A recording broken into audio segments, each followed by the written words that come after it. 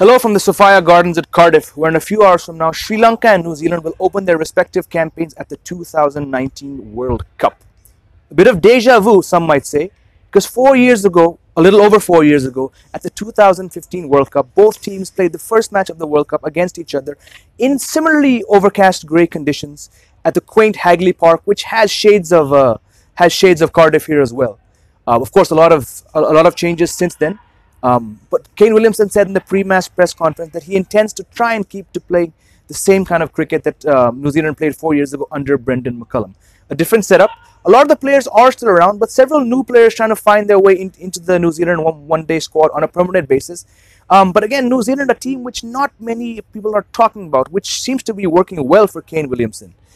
Sri Lanka, on the other hand, under Dimuth Karunaratne, a player who, until he was named captain of Sri Lanka a little over a month ago, had not played an ODI since the last World Cup. 4 years without an ODI. He is, of course, Sri Lanka's test captain, having led them to a historic win in South Africa at the start of the year, and a very fine test opener who has found his name in the ICC Test Team of the Year twice now. But in 1 day, there's really very little to judge Dimuth Karunaratne by. How he marshals a team which has senior players like Angelo Matthew, Lasith Malinga, Suranga Lakmal, Thisara Pereira, and then youngsters like Dhananjaya De Silva, and again some recalled players like Jeffrey Vandersay, Lahiru Tiremane, Jeevan Mendes, players who played ODIs but really for about 2 years have not got a regular chance. Not many people are talking about Sri Lanka, perhaps because of their form. They lost to New Zealand 3-0 earlier this year and then to South Africa 5-0. They had a 2-match series against Scotland recently. One match was washed out, and then the second match they beat Scotland. There are not many surprises.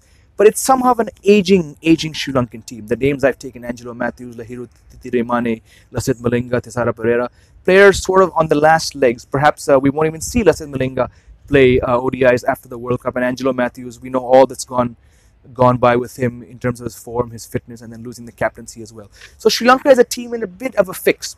You can rewind 20 years ago when the last World Cup was held here in 1999 in England and Wales. That time Sri Lanka were of course defending champions. Came to England and Wales with a lot of expectation, but could not cope with the singing conditions and the way the pitches played.